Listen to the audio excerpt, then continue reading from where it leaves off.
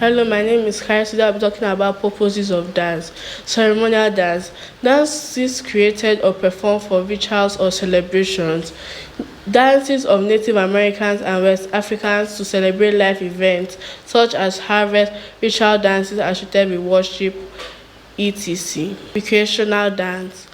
Dancing for entertainment and fun to support recreational activities. Social dancing, example, ballroom, line dancing, aerobic dancing, dance as a hobby. Artistic expression, dance created with intent to express or communicate emotions, feelings, ideas. Example, ballet, tap dance, modern dance, dance created and performed for concerts and theatrical settings or an audience.